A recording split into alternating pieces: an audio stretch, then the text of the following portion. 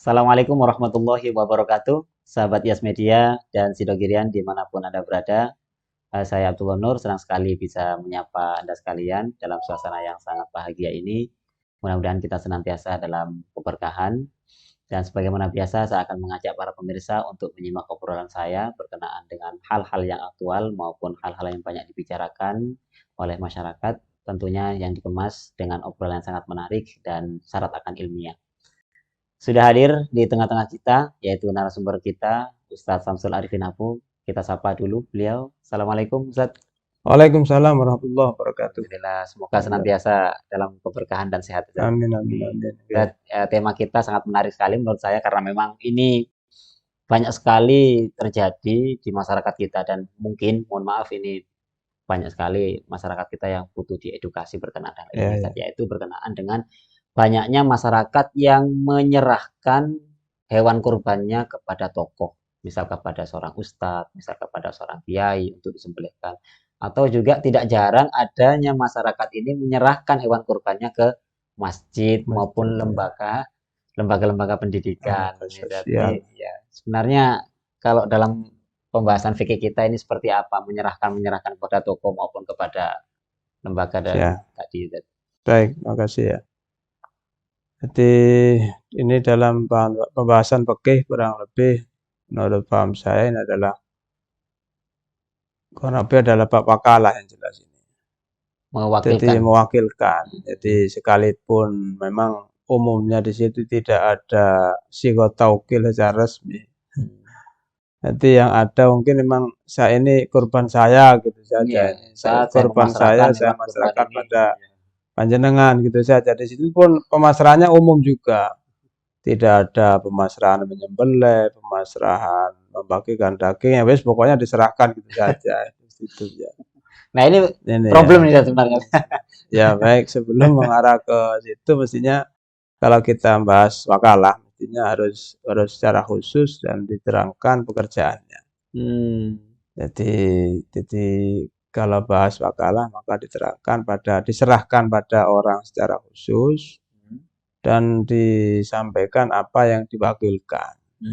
Di dalam hal orang yang berkorban itu kan ketika menyerahkan seekor hewan kurban, kambing atau sapi kan berarti di situ kan pekerjaan yang diwakilkan yang jelas kan mulai dari menyembelih, kemudian membolengnya, juga masalah daya distribusi atau pembagian dagingnya pada yang berhak menerima. Banyak Tapi sebenarnya yang harus diwakilkan.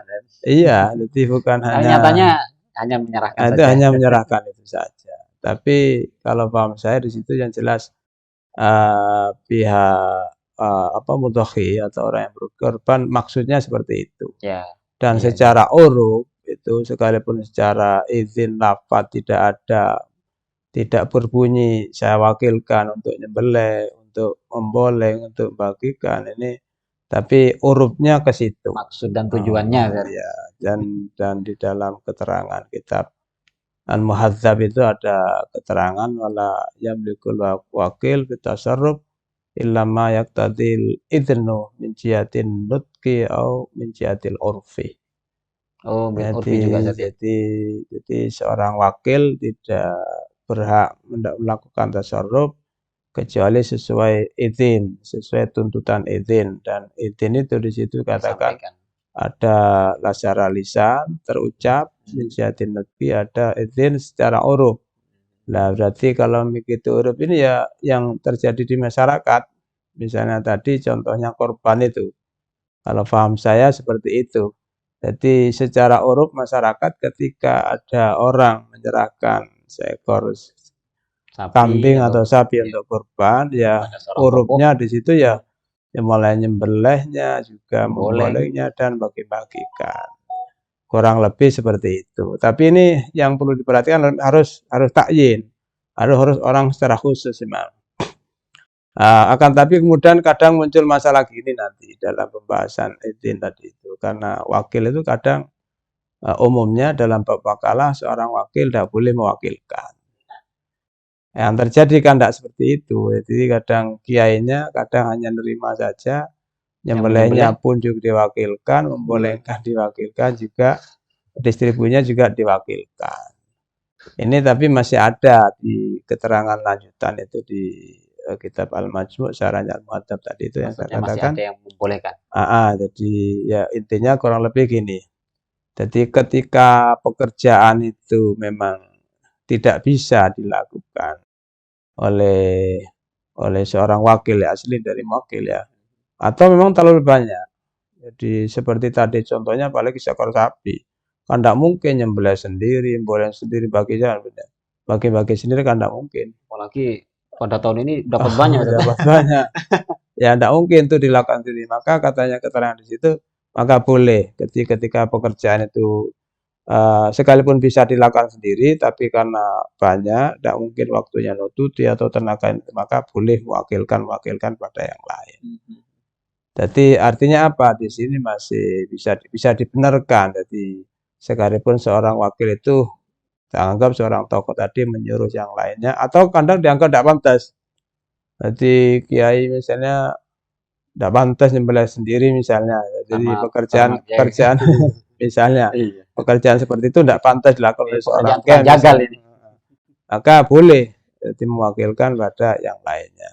Jadi intinya untuk masalah taukilnya, masalah untuk perbuatannya, pekerjaan menyembelih, mewakilkan, memboleh, membagi ini masih ada dapat lah kampanye bisa sah karena intinya kan juga ada izin. Intinya memang secara uruf orang yang mewakilkan itu memberi izin untuk melakukan tadi itu mulai penyembelihan. Ini ketika diserahkan pada orang secara tertentu. Ada tokoh tertentu.